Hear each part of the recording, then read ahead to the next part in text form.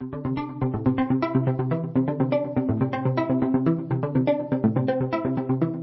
and welcome to the 12th House Podcast. I'm Michelle, and on today's episode, we have the whole Holisticism team because we're talking about something that really gassed us up. We're talking about competition. Competition in the wellness space.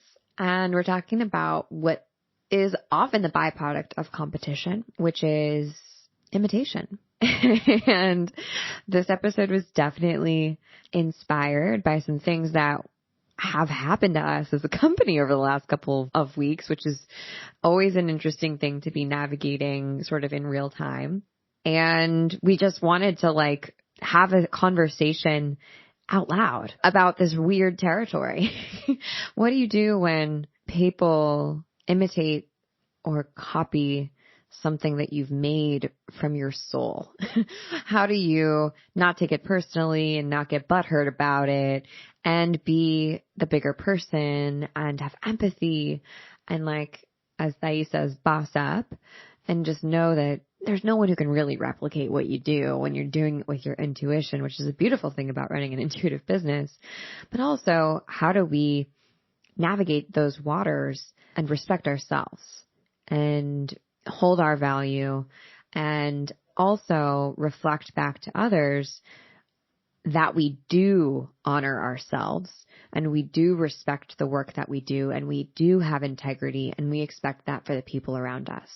So it's not okay to sidle up on someone's work and call it your own. But we have a great conversation. Maybe I'm biased, but I think my team they are the smartest people ever. And I hope that at the end of this, if you've ever dealt with feelings of imposter syndrome or fear of showing up because you're afraid that people are going to copy your ideas, or even maybe being afraid to be yourself and trying on other people's personas, which we talk about a ton in our conversation, I hope that this gives you a little bit of a jumping off point or some food for thought. And I just want to say, we're all human. And the most important thing, I think, that we talk about so much in the next 30 minutes is this is not about competing with each other. This is about elevating each other as often as we can and staying in our own integrity and being impeccable with our word, in the words of the 4 agreements, and honoring ourselves in our worth. And also having compassion and empathy for others and knowing that when we are all authentically and truly ourselves, there's room for all of us to succeed and there's room for all of us to soar. And that's really the point, right? Is that we want to be the fullest, most dimensional versions of ourselves in everything that we do, from our work to our relationships to our spiritual life and beyond. So I hope that you enjoy this episode. If you've ever just been super pissed to see someone claiming your work as their own, or maybe you've been on the other side of it and have gotten a little bit too close to imitating someone, then I hope this gives you a bit of solace and maybe some ideas for how to move forward from there. So I hope you enjoy this. And with that, let's get into the episode. Well, hello, everybody. Welcome to the podcast, the 12th House. We are happy to have you here. I'm Janelle. The best intro. I'm Michelle. I think we need to re-record some intros featuring Janelle. Yeah, Janelle intros only. They'll all be hot messes, just letting you know. And I'm Wallace. And it's me, your girl, Thais, she, her. The whole Holisticism crew is here, and we're just gazing at each other lovingly on Zoom, ready to talk about a couple things: competition versus collaboration, boundary setting, and how to be authentic in your work while also collaborating with others. It's going to be a doozy. So we have this amazing community of people in the North Node. And a couple weeks ago, one of our North Noders posted a post in our group talking about how she's noticed that all these people in her sort of area have started knocking off her work and copying her work. And she was asking for advice and for a pep talk. And at the time, I think I threw in some words of like, you're original and no one can copy you at the end of the day. And then this year, like in the past 2 weeks, we've had 3 people blatantly plagiarize our work at Holisticism. And I'm one for signs. And I feel like if something happens in threes, then that means that there's something that's up energetically that we have to address, or that there's something to learn from. So we've been kind of exploring that as a team and talking about it. And there's a lot of juicy goodness there. So that's why we're having this conversation. Just straight up 12th house shit. We're pulling the curtain back on what's going on in our own business. Yeah, it's tricky. It's amazing because I feel like one of the things that we talked about initially was how it really is a compliment, right? It's like a sign of like you're doing something right, like things are going well. But then there comes a point where you do have to navigate keeping ownership of your work and keeping others accountable for creating their own work, and not taking yours. It's a hard, I feel like, thing to balance, especially because you, Michelle, I know specifically are like, I feel like you have such a kind and like a gentle soul. I also know and recognize that like when it's time to, and you need to, as Thais puts it, boss up. You're very good at doing that as well. So I feel like I can see you handling situations like that with effortless ease, but I'm sure it's not easy to get to figuring out how to do that, especially when you're dealing with members or like people that you may know. At the same time, again, you don't want people actually stealing your work. This is something that you have put the time and energy into. And so what do those boundaries look like? How do you set that standard from the beginning so that you're not necessarily having this problem as your business is growing and building? Is that even something that's possible to do, I feel like? It is possible. And you want to know how? It is by our being, like the magic of what we can create. It's the magic of who we can have, what we have access to. It's the realms that our minds can go to because our guide. This is like a problem that we're having right now on Earth as physical beings, right? But like we don't have to brave this necessarily on our own. And like we can get that insight and then boss up practically because it's like, and now I know the tools of how to go because my homies help me figure it out, Yeah. Do you guys think this is happening a little bit more right now from a place of scarcity? Thinking about energetically what's happening generally, in our society, why do you think this is coming up? Because this has come up with friends in discussions about their own work recently for me too. So I'm wondering, energetically, is this related to a scarcity mindset that understandably a lot of people are experiencing? What do you guys think? Yeah, I mean, I think there are a couple things, right? Like there's always multiple factors at play. I think that right now, capitalism is having a reckoning, right? And everything that comes along with capitalism.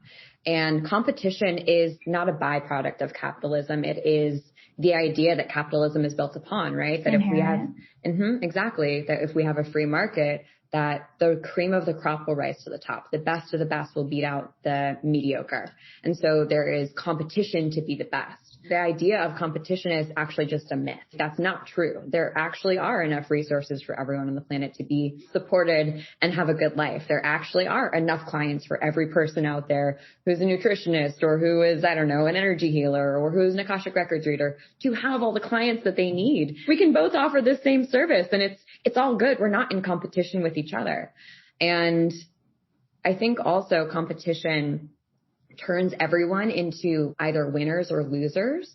And that means that there's no equity in what we do, or there is like the idea of equity becomes very like fragile if we're constantly in competition because we're trying to be better than. And that's a form of white supremacy, I think, too. So I think that mindset can be really, really of competition and trying to be better than or the best or like outplaying the people around you is like a harrowing experience. Can you imagine like trying to live like that all the time, like trying to be the best constantly? It sounds fucking exhausting. And I think that as like capitalism is sort of in its death throes, these ideas are like gripping on so strong in people and like trying to come out. And I don't know. I just don't think that that is like the way. I just don't really believe in competition. I think it's being especially stressed right now because we're confronted with like, what does it mean to be in community and reassessing the idea of community on so many levels and how that is such a threat to all of the capitalistic structures because they thrive on individuality and not supporting the whole. And I think that's so part of the American dream. And that's something that is really hard to take away from a culture in general, is this idea that if I work harder, faster, or longer, I can beat you. Yeah. And then I'll be taken care of, not we will take care of each other in community. I also feel like in terms of why I feel like it's coming up frequently now from a practical point of view is like coming out of last year, being in a pandemic and feeling that sort of unconscious pressure and some of it conscious for a lot of people, because I saw a lot of memes on Instagram about if you're not creating something, if you're not building a business, like you're the problem. The hustle's, and I'm like, oh my God, like Jesus. Yeah. That's tough. Unfollow. Yeah, exactly. Were you seeing those memes towards the end of the year? I saw them definitely way less frequently towards the end of the year. They were heavy in the beginning. They were way heavy in the beginning. I definitely saw a lot more grace and space as the year went by. I think people were just experiencing their own highs and lows, and they were like, listen, I can't sustain being productive this year. That just is impossible. Insane. No. But I still feel like there was a momentum that came out of that. Enough people who felt like I have to be honest, this was a time for me personally through the pandemic where a lot of my life I thrived. I did create, I built a business, and I even made a production and did a bunch of stuff. And so I felt that, but I did those things when I felt inspired and motivated to do those things. Had I tried to do those things outside of the motivation or the inspiration, I felt myself feeling anxious or guilty or non-productive or lazy. And maybe those are the things or the types of feelings that lend itself to scarcity, that makes people feel like, hey, I need to grasp for something because I'm missing my year. I missed my year, I hear you, and I hear you, sis. But I don't think that can excuse people. I'm not making it an excuse at all. I'm just saying in terms of why that's happening. Saying you are. I'm just talking about the people who are listening to this podcast. I don't want them to think, that justifies why I'm doing this. No, yes, you're right. It does not justify at all. So, okay, I agree. Okay, I think this all goes back to whatever it might be, whether it's stealing ideas or taking ideas from other people without referencing them or appropriating. I feel like that's very similar for appropriating from cultures and not giving reference or resourcing them or getting permission. These are somewhat, they're in the same vein. But this all kind of goes back to competition and not being enough and not having enough, right? I don't know. I feel like I could tell a million stories of when I felt crazy competitive with someone, and it's insane. You feel like a crazy person. All I could think about was that person. And I have a good story of when I broke up with somebody and we were just competing to be the most okay, on Instagram, who is the most okay in this? No, I'm doing the best right now because I'm living the best life, and furiously, refreshing my Instagram feed and making sure that he saw how great I was doing and how awesome I was and how much fun I was having without him. And I feel that energy, that competitive energy, is the same in business, same in relationships, and it is all consuming, and it totally shuts you down from your intuition. If you're obsessed with someone else and how people perceive you and being better than, you're just you're drowning out your own gold. And like you said, you're drowning out the information that is begging to come through. It's true. You're blocking it from coming through. And then how can you be doing what we're doing if you don't have access? Because aren't you to be an instrument? Is this not your purpose? Right. Well, that's the block. It's they're looking away from where their light actually resides and looking at ours, Oh, word. They're not even looking at their light because they're blinded by machine. Yeah. I mean, it reminds me of what we talked about in shadow work, how so often we can't acknowledge the gold in ourselves and we project it onto somebody else. And I kind of wonder if our obsessions with people, when we're super jealous of them and the life that they have, if that is just, we can't own that amazing part of ourselves and we're projecting it onto someone else. We're actually obsessed with trying to understand that in us. And maybe in our attempts to, we make the mistake of just outright copying and pasting into our lives, what those people are doing, when in reality, we have to find our own flavor of what that gold looks like to us, like our unique God-given work or our unique God-given perspective. Well, because it's like you're looking for someone else to fix and connect that part of you to your deeper self, but no one can do that for you. That's your work. I have a theory to potentially go off of. Oh yeah, float it. I'm going to throw it out there. So it's from this guy, Dr. Craig Malkin, and I heard him on another podcast, I don't know, a while ago, but he has a theory on the kind of other extreme end of narcissism being egoism. And how he explains it, I'm just going to read some quotes by him, but he says, where narcissists are addicted to feeling special, egoists are afraid of it. In the myth of Narcissus, Echo, the nymph who eventually falls madly in love with Narcissus, has been cursed to repeat back the last few words that she hears. Like her namesake, egoists definitely struggle to have a voice of their own. So he says the myth contains both sides of narcissism, the dangers of addiction to feeling special and the inability to enjoy feeling special at all. Shit. Damn, dude. I need people to stop coming up with names for things. I know, right? There's a name for everything.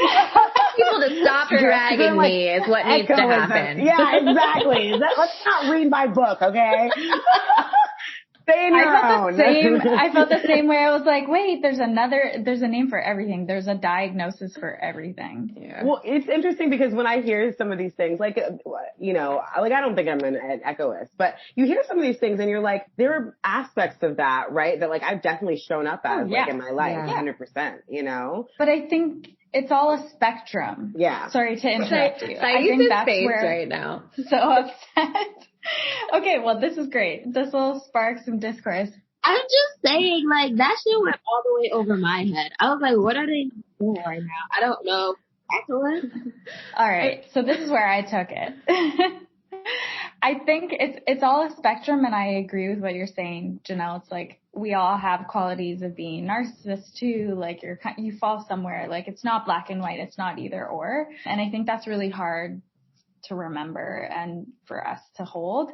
But I think what I took from learning about this was I think people who are more on the opposite end of narcissism, who have such a lack of self-trust and self-doubt, and speaking just from experience, I think it's much easier to feel in competition with people, in comparison with people constantly, when you're really not in touch with your own desires, your own needs, and just kind of being in touch with, you know, that deeper layer of you. So you're constantly projecting on to other people, wherever other people's needs. That's kind of what I took from it. Like this extreme, it's like you're not a narcissist, but you're so self-doubting that it actually has these dark qualities to it. Yeah. Oh, that makes and and it may not even be like self-doubting. I mean, I think, yes, I think that's probably the greatest aspect of it, but I think there could even just be a level of just a lack of awareness of identity. Does that make sense? Like, like not even knowing to know to create your own, you know, or that you have your own. But also on another level though, I have to say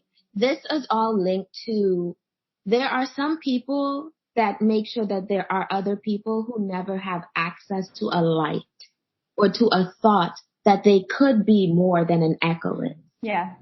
And participate in capitalism and not participate in white supremacy. And then you have people of color and black people and all of the things who never even know what they could be. And that's also just all a part of this, like us participating in competition. Granted, like some competition is healthy, right? And capitalism isn't inherently bad. We can be conscious to be capitalists, right? Yeah, that's a whole other podcast. Yeah. Because I would love to have that conversation for sure. Yes, we will.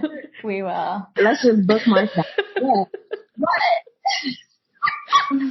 But like, you're taking work from someone else and saying that you're trying to create community, inherently what you're doing is anti-community because you're taking from somebody else to build yourself up as an individual, and it don't work like that. if you think that getting above somebody is what you want, it's just like, now we kind of really make it equal so we can all eat. Yeah. Totally. Also, as you described that, I was like, that's what our forefathers did.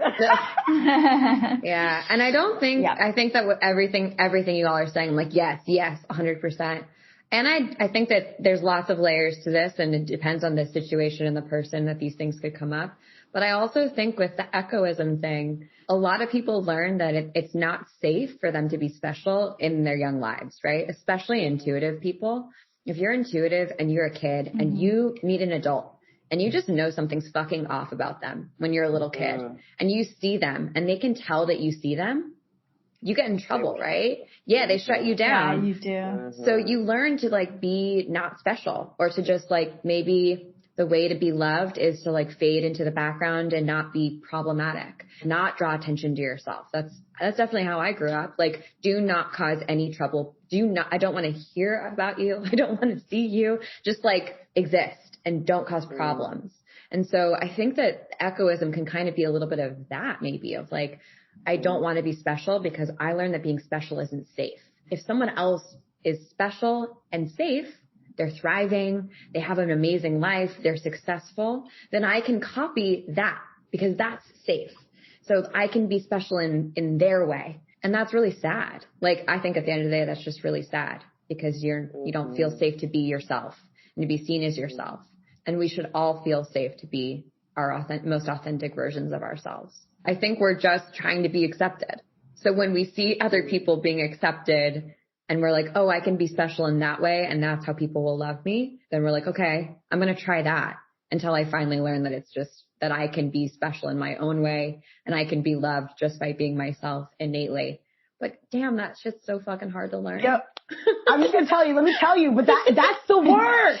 That's literally the work. I feel like that's like happening on a daily basis. Can I give a small little anecdote? Because I actually have never shared this publicly with anybody, but. Oh, you heard it first. Y'all heard it. Exclusives, world star. Anyhow, I just like a little guilty pleasure in my world star, but yeah. Okay. So I used to run a production company and that I dissolved actually last year.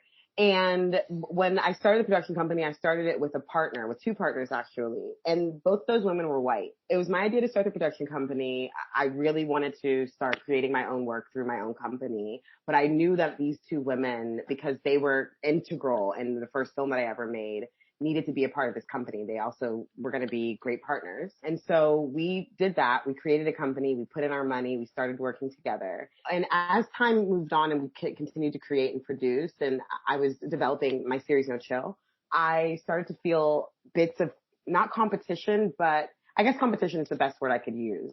There was a sense of, I was scared that anything that I created would be accredited to the white women that were next to me.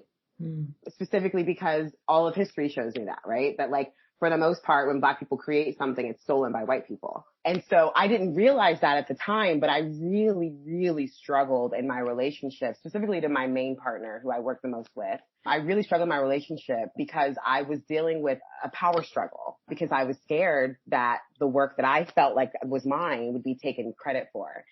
Needless to say, long story short, too late, that relationship dissolved. It did not end well. It took me about a year, maybe 2 years, to be honest, to come back around and realize what I was actually experiencing through that time, which was, to me, I call it PTSD and didn't even realize it was PTSD. But for the longest, I carried a lot of guilt and shame because I felt that I dishonored myself for not recognizing and realizing that my light was going to shine through no matter what. And I was able to forgive myself for that, obviously, because I didn't realize I was going through PTSD. But I wanted to say that because there are layers to all of this. There really are. And so specifically as a woman of color, as a Black woman, and working and in being community with other women who don't look like me, specifically white women, there's a different level of scarcity, a feeling of scarcity that can come up for women like me, Black women, or women of color in general. And so I just wanted to address that and say that because that is a very real thing in a way that has less to do with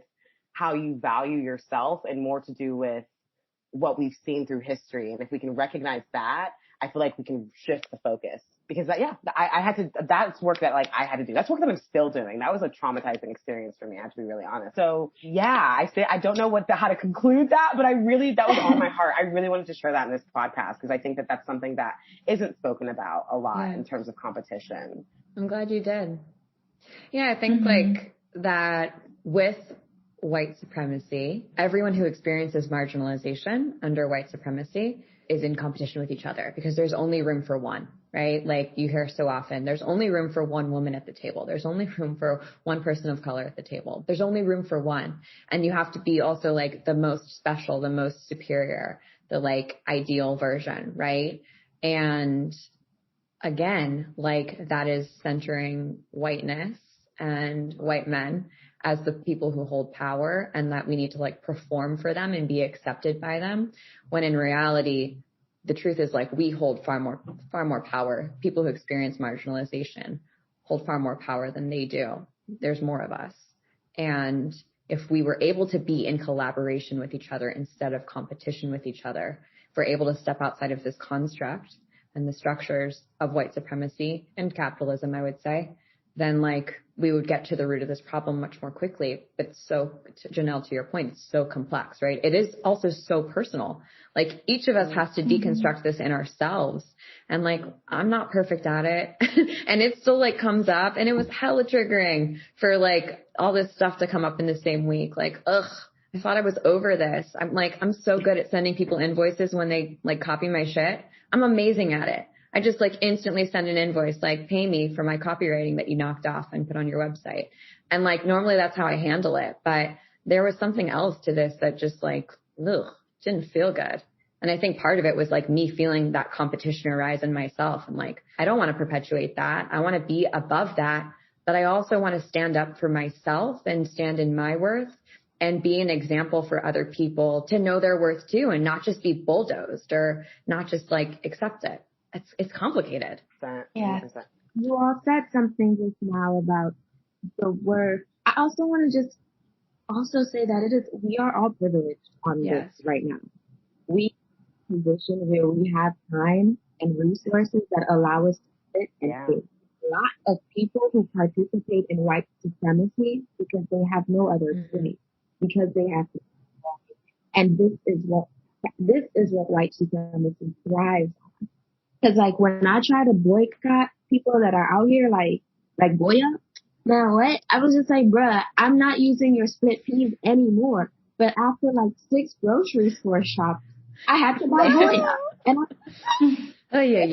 so it's just like levels to this, but it's a privilege for us to do that. But there are some people who are simply trying to get by. And that's how white supremacy thrives, on people who look like me and Janelle and women of color and all of the things, you know, but mainly trans Black women of color, because until they are being treated with any sort of like acknowledgement or kindness or anything, none of us are free. None of us. Mm-hmm. This is like a myth, right? Of the myth of capitalism, period, is that like we have to work in order to earn like any sort of support to live, like that we're not innately entitled to like living a life that is supported and has rest built into it and that has spaciousness in time, that we have to constantly be on this cycle of like making money and working and doing and being productive in order to exist. And I think it's our God-given right to have time to rest. Like Nat Ministry has been saying it for years and years and years. It shouldn't be a luxury or a privilege to be able to have these conversations, but unfortunately it is because of the structures that we live in. So how do we like move out of competition? Just like now that we've kind of got our feet planted in it and like we kind of know what the terrain looks like what's the next step? Like where do you go from here? Oof, that's a great question. Yeah, this is, I think, for me, what my personal thing would be is to go inside. Go inside and see what comes to me. And then move that way. So I'm going to just say that's my first step. And then whoever want to say what they think. Yeah. No, I think that that's on, though. I think that that's really the only thing you can do, right? Because ultimately, it's once you are able to have a recognition that competition is really only in the mind, you're not really competing against anybody but yourself, then you have no one to go to but yourself. Then I think it becomes about going back really quickly to rest, not only do I believe that it is our God-given right to be able to rest, I truly believe that rest is the space where we truly are able to manifest and create. Mm-hmm. Black women, you better be well rested. And so in that, I feel like if you're finding yourself banging your head against the wall and you are like, I don't know where my light is or what my light is or what I'm doing and what's happening, to me, that is the perfect time to go rest. To me, that's the time to go lay your head, your little weary little head down, write in your journal, listen to some music, vibe out, put yourself in a space where you feel good, because that's where creation comes from. I think, I don't think that we can create truly anything that's sustainable or that has longevity from a space of anxiety or fear or lack. Yeah. Urgency. And so you need to, urgency. Exactly. False urgency. 100%. So to me, the priority is getting yourself to a space where you feel good, and then just staying there as long as possible until something inspires you. Yep. Because it will happen. Yep. From the state of urgency, ask yourself, like, what is the stem of urgency? For me, it's fear. What am I afraid of not having time? Why am I afraid I don't have enough time? Oh, at the root of it all is I'm afraid I'm going to die. Yeah. Yep. That's true. Yeah. Yeah, that's real shit. It's true. I'm afraid I'm going to die, but can I believe that there is enough for me to live and have a fruitful life until that? Or can I make peace with that? Can I make peace with that? That's a little deep. And also that's from Bell Hooks, All About Love. I'm not going to take the credit. That's where I got that. But yeah, that book is really great. BT Dubs to say. So I think that if you analyze like what is my fear of death, then just flip urgency on its head and take your time. Our conversation can become like a little bit in a bubble, right? I think that I do think that that's active work. I think that because what you're talking about really is a lack of access, which is very real. And so in order to shift that, you have to be able to go into a space and give access. So, I think that's very active. I think it's very physical. I think it's very much going into communities where you know that access isn't there, and figuring out ways to then to give that access by hand. And so, so like when you're talking about specific things, like even just this platform, right? Holisticism and having holisticism, going into communities where, there are spaces where you're able to engage with a cohort of people and sharing information. I mean, literally word of mouth, And so I think when it comes to that is the only, because the same way that like there's no access out, there's limited access in, right? Because that's how it's designed. So I think there's a need to walk into those spaces as somebody who has that access and has that privilege. Yeah. And I think like there's, again, always levels, and there's always work to dismantle there's work to do within ourselves, right? And not that we shouldn't like be constantly thinking of how we can be in community and help and have an impact on others and helping others. But I think we also need to like check ourselves too and see how we're like actively dealing with this and approaching it on a daily basis in ourselves. And for me, when I like feel competition or I feel urgency, that's a good note for me to reframe and to choose the opposite, because like I always have a choice of how I like want to show up. So what's the opposite of being in competition? It's being best friends with someone.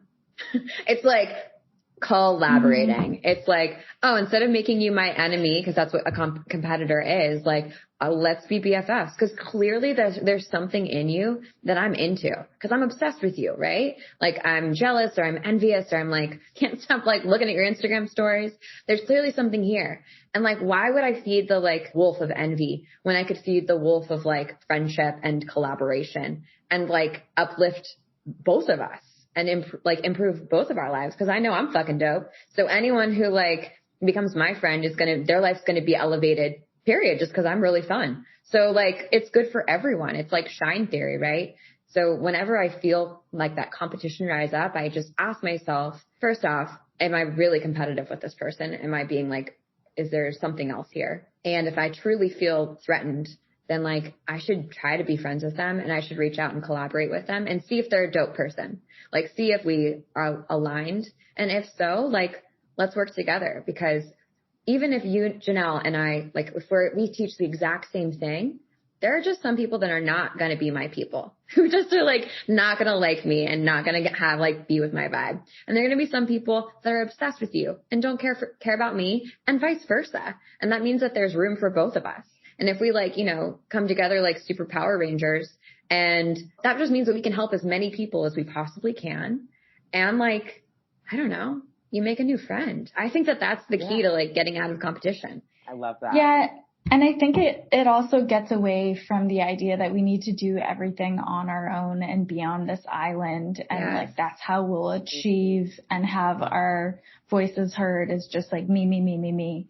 It's like, actually, you can do so much more together. And like you're saying, making best friends out of competitors, you can get so much more done. And who knows what you'll make together as opposed to being an island.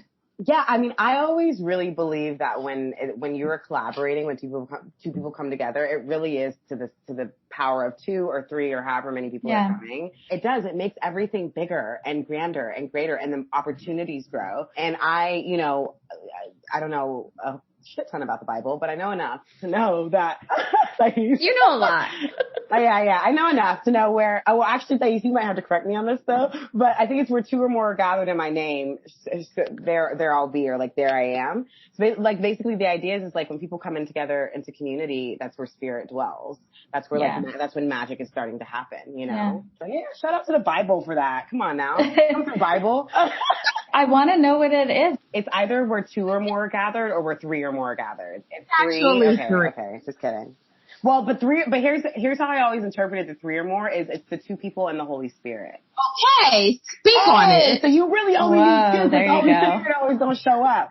I love that. Damn. I was not expecting this conversation to go biblical, but I'm fucking here for it. Like, throw some old tea at me any day of the week. Like, I love that Old Testament shit, man. Okay. Janelle and I were in Bible study together that I started at the beginning of the pandemic with all of my friends from middle school in Maryland. Shout out to Kenmore Middle School. That's a great thing. And like my friends in LA. So we like would read through Exodus and look at ourselves as Moses, and then be like, as Black women, how do you see yourself in the Bible? It was It's wonderful. That is so interesting. I love it. Yeah. Wow. We saw that white supremacy. I was like, the white supremacists are the You're Egyptians. like, this and we King James? No, absolutely not.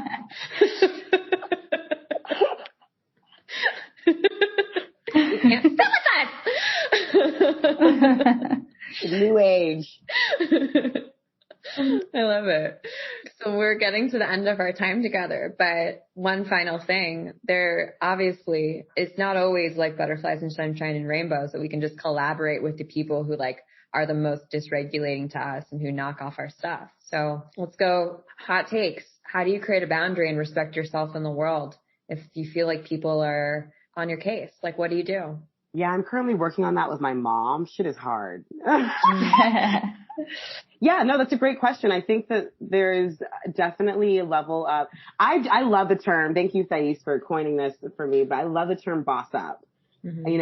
I do think that there's a level to having a clear understanding of what it is that you are offering and what it is that is yours, in order to be able to walk into a space where somebody is taking advantage of that and say, hey, that's not okay. Mm-hmm. And the reason why I can say that's not okay is not just because I feel that way, but because I have all of this evidence and work and proof to back it up. So it's like partially like being literally organized and having like your articles together and knowing, how to present those when the time comes, but also again, just having a sense of awareness and clear. And that's why I think that rest is so important, because out of that space, when you're creating and building your thing, you become clear about what your light is. And so when you see somebody else trying to walk in your light, it becomes very evident that, hey, that's my light, and you got your own. So let me guide you and direct you back to yours. I think there's that thing as well. When you find somebody that you can't collaborate with, you can still send them off with love and grace. And it's like, how do we say, hey, that's not okay. You can't do that. But here's a piece of advice for you to do your own thing. Or here's what I noticed about what you do that seems unique and special. And so I think even in that, there's, and a karmic return in that as well. That feels like a good direction to go in when it comes to setting those boundaries. One thing I would say though, is I'm a proponent of like, my bossing up kind of looks like, I dare you to do it again. And I feel like there has to be enough And yes, let them go, but also don't try that because you got the right one. And sometimes you just have to boss up.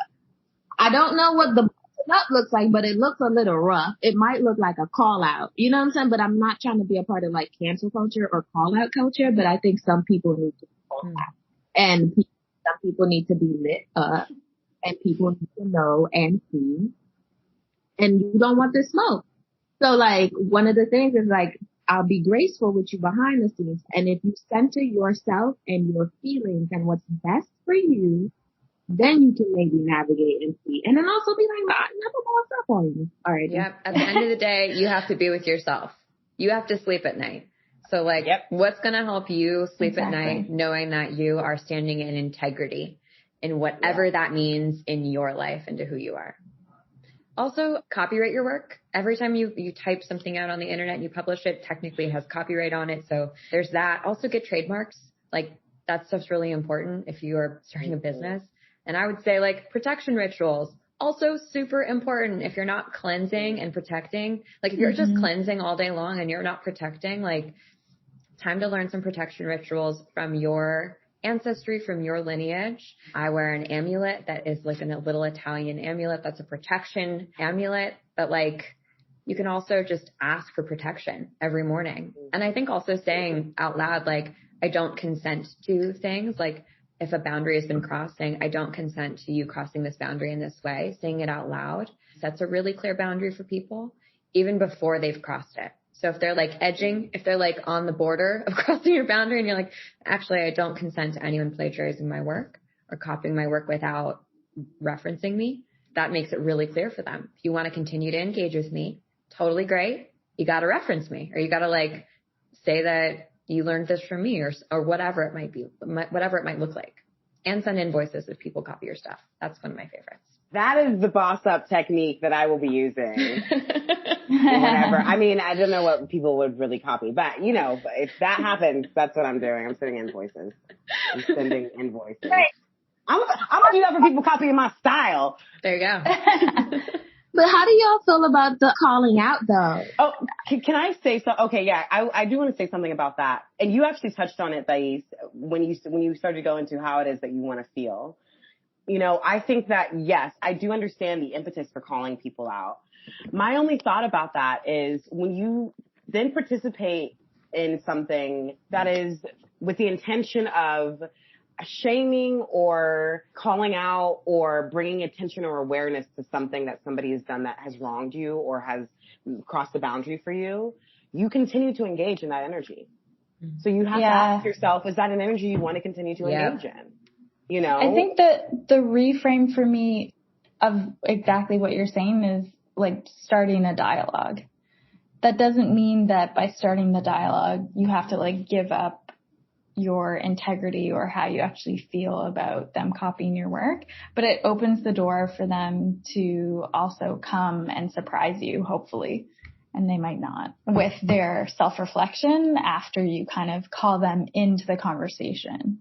But then at least you have peace. Even if they don't get it, you still walk away with peace, right? Because you have not gone down the rabbit hole of, oh my God, this person crossed my boundary, and oh my God, I need to call them out, and oh my God, like this is so wrong.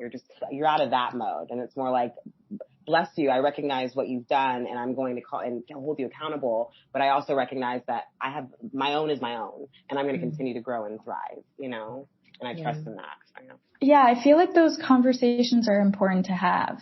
Like the hard conversations that we want to avoid, like that. I mean, it's hard when it's over the internet and email because it's like, I feel like anything in text, people always read more negatively than even it's intended without the body language and like the tone available when we're having in-person or Zoom conversations. But I think it's so important that we try and have these awkward conversations on many topics, but it's like we have to almost call ourselves into the uncomfortableness of maybe, I don't know, calling out I feel like is loaded now as a term, but I think what's behind it is more of holding people accountable. I think holding people accountable the way you'd want to be held accountable, because we've all fucked up. Yeah. Like we've all We've all copied, we've gotten a little too close to like being like someone else before. We've all done that. Like we're all just trying to figure out who we are on this path. And you try on many masks and personalities on the way. So how would you like to be taught? How would you like to be like corrected? And what would resonate with you? Would it be shame and like just getting totally dragged in person? I don't know. Probably not. There's probably like a better way to do that. Yeah. I don't know. We all fuck up. I've fucked up. No, I feel like shaming and judging people into changing never works. I just say that was a shadow for me. That was my Caribbean mood. I just I'm like, shame them in public when I'm doing. That's a real thing. I mean, there's that a lot of real thing. I have a lot of waspy shame in my lineage too. Those wasps, man, they love to shame. That's horrible. But it's a horrible thing. It doesn't work. It's like the idea of like you can't hate yourself into healing. Yeah. Like you can't shame other people into changing. Yeah. Amen. I think that's a perfect way to end. Thanks, guys. This was a great convo. We are here with Screenshotted this week. So we're just going to share a little bit about what's been catching our eye. Maybe we screenshot it, sent it to a friend, just like whatever we're obsessed with right now. Okay. Let me talk to you all about one of my interesting screenshots from the week. Okay, so this is a screenshot that I have that I took on Facebook this week, and it says overthinking. It's a definition for overthinking, which is the art of creating problems that don't exist. I took a screenshot of that for myself as a reminder because I'm a Virgo, so I'm naturally inclined to be pretty pedantic, and I'm extremely pedantic. I think a lot, and I have a tendency to overanalyze, and so I have to constantly remind myself sometimes to just relax and be and allow things to unfold and not try and figure things out as they're happening, because really I don't feel like that's my job most of the time. I think that's the universe's job. Can you say it one more time? Oh yeah, overthinking is the art of creating problems that don't exist. So good. Yeah, except now that I'm thinking about it and saying that out loud, I don't too much care for that definition. But I get it. But y'all get the sentiment when I say it. I guess, you know, overthinking. Thinking is great. Yes, when you start to overthink, that's when it becomes on the negative end of the spectrum. And you can, connote more of a negative definition for that. So, yeah, that was one of the most interesting things that I have screenshotted. Oh, yeah, I'm going to do one last thing. It's a screenshot video of a TikTok of a woman coming into the bedroom singing "All I Want for My Birthday Is a Big Booty Hoe" to her 6-year-old daughter for her birthday. That is me as a mom when I grow up. So I just wanted to, she literally is this wonderful, lovely woman, and she walks into the bedroom with a beautiful sparkly cake. Her 6-year-old daughter is in this big bed. They obviously live in a beautiful house. And she is literally blasting, "All I want for my birthday is a big booty hoe." Booty hoe. Singing it in her baby voice and everything. It's everything. That is the mom I strive to be. I'll add a link to it. Okay, love those. Thais, do you want to go? No, I have not been screenshotting anything, and I really haven't been plugged into the outside world, to be perfectly honest. I've just been in a cocoon, so it's like, I've been taking pictures of myself. Ooh. And that, so I think that can replace my screenshots. It's the pictures of myself that I've been taking. What do you think you're kind of discovering through the photos that you've been taking of you throughout your inward journey? That I'm really cute. Yeah. Yes. I'm really into this idea of self-portraiture, selfies, whatever, as like a means for exploring self-love in a way that is just cathartic, you know? Yes. Everything you just said, yes. I just made a reel yesterday of just myself in different positions, and I called it literally self-appreciation posts. Because I was like, I'm hot today, and I feel great today about myself, and I want to just make a video appreciating the fuck out of myself, and I did that. And you know what? Also, what does that mean as a Black woman to let other people appreciate yourself? Yes. Abashedly. You know, then you're going to get some haters. You're going to inspire some people. You know what I'm saying? And like, you know what, for the people, listen, my selfie It's because I'm cute, and you need to see how cute I am to inspire yourself to take your own selfie and look at how cute you are. I'm doing this for you. It's so true, and I need those selfies, and I need that reel. I know what I'm going to be doing for the rest of the afternoon. Yeah, no, go do that. I literally, right after our meeting yesterday, I was like, fuck it, I'm going to go hike and make a reel. Because it's that day. It's one of those days. It's one of those days. You need that. You need that medicine. Yeah, exactly. Thais, I love your reframe on the screenshot. You're like, actually, it's just me. It is self. Can I just give one last moment of shameless plug?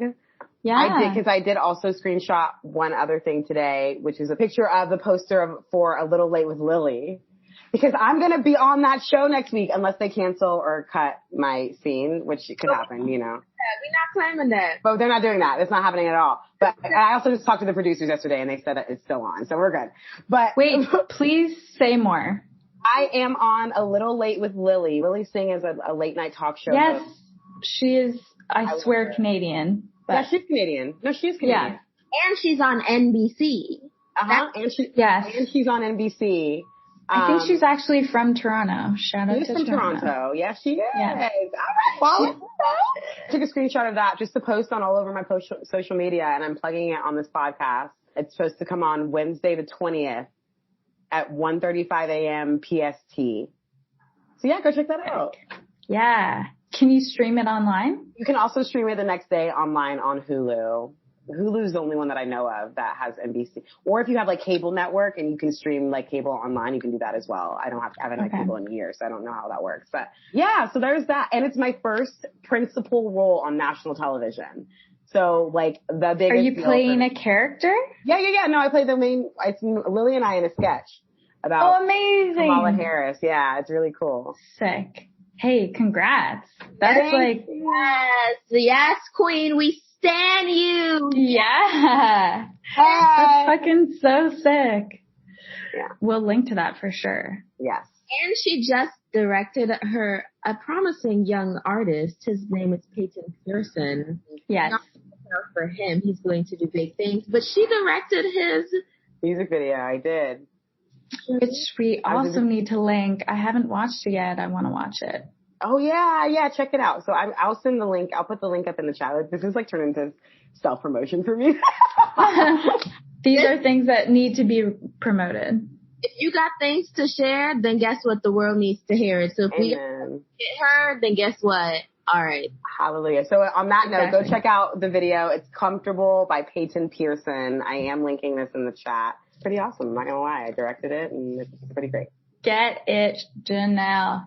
Okay. Mine is a little bit, I've been in a tech obsessed past few days and watching all of the different apps in the spirituality wellness space that are popping up. And Chani Nicholas has a new horoscope app out. And I've been sending that to a lot of people and I've had a lot of fun. Also a Toronto native, but living in LA now. Chani Nicholas. I need to look that up. Yeah. You know what? Torontonians, is that what y'all are called? Yeah. Torontonians, I'm going to say you, Wallace, have opened up my eyes. And I think there are way more people from Toronto than we give them credit for being. That's hilarious. Y'all roll deep and y'all have accomplished things. I mean, Canadians sneak into all the industries in the U.S. and then don't. Some of them rep their hometown, but a lot don't. Yeah. But Chani Nicholas, I really like the way that she incorporates a lot of like community activism minded readings into her work. She's really dope. I really like her, and her app is called Chani. It's great. You can find it on ChaniNicholas.com. Yeah. And it's just got good graphics. It's also, if you're trying to understand, I feel that I'm at the tip of the iceberg in terms of understanding the deeper levels of astrology. And I feel like this is a good way to get into it. And then the other thing that I screenshotted to send to my brother actually is he was talking to me about this app called Signal, like a messaging app. Where the government can't find you. Yes. Oh, give me that. So that's the top trending apps that are free are Signal, Telegram, TikTok, of course, and Parler, but fuck Parler. But Signal and Telegram are encrypted messaging services because Facebook and like WhatsApp have basically said like, yeah, we're going to continue to sell a bunch of your data. So I screenshotted it. It was just interesting to see what's happened over the past little while in terms of tech and their decisions to engage or not engage in politics and the trend towards more encrypted private messaging and all of the different ways that's being dealt with right now. I don't know a lot about all of this, but I was just like, oh, that's interesting. Like, will we eventually, I'm just curious to see how long will Facebook and Instagram and WhatsApp really be the main things that we communicate through. I think people are going to move much more towards community-led platforms, like even Mighty Networks that we use for Holisticism, being able to engage in your niche communities where you feel safe, you feel supported, you can be open and you can be you, and we're not mining your data for anything to sell to so-and-so. So I think it just got me on this train of thinking a lot about what's next in terms of social media. Are the big giants really going to last that long? I think we're going to move towards more community-led initiatives that are not backed by just like giant tech that is essentially backed by Republicans. Yeah. Well, correct me if I'm wrong. Aren't we we have entered into the age of Aquarius. And does Aquarius have something to do? Wow, no, y'all gonna see how much I don't know nothing about astrology. I think this is an age it is an age of technology, the age of Aquarius. Mm-hmm. My sun sign is Aquarius, and I have this side of me that goes, right. Yeah, I'll every once in a while I'll just spend like a few weeks just reading about and learning about new tech, and I'm always curious about new tech companies, and so I definitely have that within my sign. There's so many ethical things at play with tech too, so. Oh yeah. Oh, especially now, a shit ton. Are you kidding me with AI? All the conversations that are happening and like the things that they're talking about trying to put into our brains. Yeah. There's a lot of ethical and moral shit that's about to be coming up. A little scary in some regards. I mean, it's exciting, but also it's just like what I'm seeing that they're capable of. So my dad is an Aquarius. He also very often goes down rabbit tech holes. And he also works at a job. He works for Impossible Foods right now. It's really awesome. Recently he was talking to me about some technology. It's very interesting what they're capable of right now that they're not talking about mainstream. I'll just say that. Yeah. And the implications that could have behind our society, like basically giving everybody superpowers, right? It was like one idea, or like downloading the internet into everybody's brain, you know? Yeah, it's going to be interesting.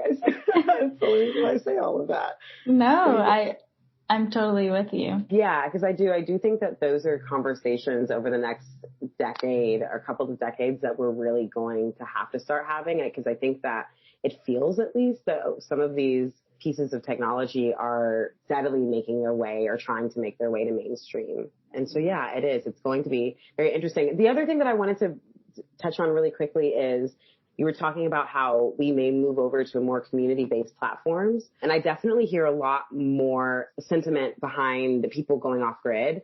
I know personally for me, like I have a real desire to be able to live off grid. Same. Yeah, 100%. Yo, me too. Like I hate that when I don't go on Instagram, sometimes people are like, where you been at? Yeah. I don't know.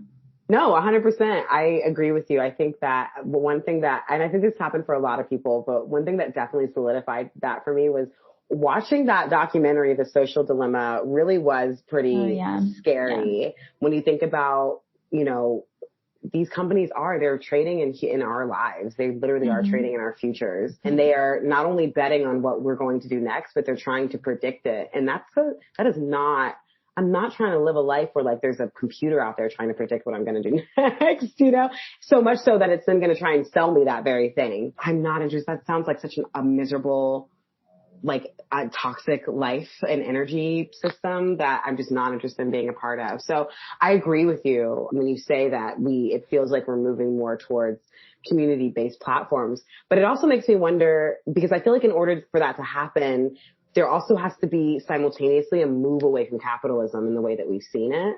Mm-hmm. And that's one thing that I have not, again, this is a whole new, like, other podcast topic, but it's why I'm really excited to talk about, because it's one thing that I have not been able to, like, wrap my head around. It's like, what does me neither. Without capitalism look like, if that's even possible? That feels like very apocalyptic. Yeah. Almost, to be real. But then what does it look like if we're not getting rid of capitalism but restructuring it? How can you restructure capitalism where it takes out all the toxicity that This is how I think you do it. White people, specifically white men and white women that perpetuate what white men are doing, they must be willing to sacrifice. If they are not willing to sacrifice, then their allyship is simply performative. There are certain things we need for resources, and some of those things you own and you don't deserve, and you know that you don't. So you give it up so that the person who does deserve it gets it. And that is when I think that capitalism will be restructured so it has more equity, or so that it's more equal. But there are people who don't want to inherently not have the things that they have. Well, I feel like, yes, I feel like that's capitalism through a lens of race, right? But I think that capitalism in itself, outside of race, has inherent issues. So you can't really erase the spirit of competition, or like the spirit of like climbing on top of like the little to get to the top by just addressing the equity amongst race. Like, that is its own thing, and it's also necessary, right? But capitalism within itself, it's like, you know, Black people, Hispanic people, Asian people, once everybody's getting money, we're still dealing with the same issues that left us miserable, sad, competing with one another, feeling a lack and scarcity, because capitalism in itself is an issue. That's why I'm like, I ask myself, can capitalism even be restructured, or is it inherently something that motivates unhealthy competition? Yeah, I feel like the question that comes up for me, or the idea that I don't think people want to ever give up power. Mm. And so in both lenses, it's like, no matter where people are sitting, they don't want to give up power. I think that's a bit of just like a human thing. But I also think we don't know what a life beyond capitalism looks like, because it's something we have to create together. And I feel like there's a lot of like work that needs to be done to figure out how to create it together. But I think a lot of people, I hear or read people be like, well, what does it look like? What does it look like without capitalism? Well, we don't know. And we have to be willing to create it together. And that is going to be obviously an ongoing process that evolves over hundreds of years and whatnot. But I think that people kind of say, well, I don't know if that's even possible. Well, maybe not within the framework that we're looking at now, because we don't even know what it looks like. Mm-hmm. Yeah, no, I agree with you 100%. I definitely, it's a hard thing to grasp, but I think that you're right. I think if we're going to get there, and the only way to get there is by figuring that out together, because it also will, I think, inherently take a shift of value of our value system, right? It's like we live in a world where we pay basketball players millions of dollars for an endorsement, but teachers get paid, $50,000 a year. You know what I'm saying? Yeah. And it's like our value system is so exactly fucking weird. It's weird. And that's why it's like a move towards relearning what it means to be in community together. And I can't pretend to even know myself, because it's like we're brought up in such a individualistic society. Like, what does it mean to be a better community member? That's something I really want to learn, and don't feel like we're taught that. We're taught so much about how to be more productive, how to be a better contributor, solo contributor to the machine or whatever. Yeah, 100%. But we clearly have to have another episode. Yeah, I know. Discussing this. Yeah. I really want to talk about the capitalism thing. I think that is, because I think that ultimately, whatever that looks like, is a call to action. Yeah. And I think, obviously that will initially show up in our own personal lives and, in a very individual or personal way, I'll say. But I think ultimately that will then expand itself to the community and figuring out, okay, so what is our call to action and restructuring or dismantling capitalism, and what do we want to see at the end of that, Yeah, I do. I'd love to have this conversation. Putting a pin in that, perfect way to end. I think we got to get that on the books stat. Thank you everybody for listening. Please rate, review, and subscribe. And if you text us a screenshot of your review, we promise to send you a little treat. So let us know what you think. Also text us any of your thoughts. We'd love to hear from you. And thanks for tuning in to the 12th House. Bye.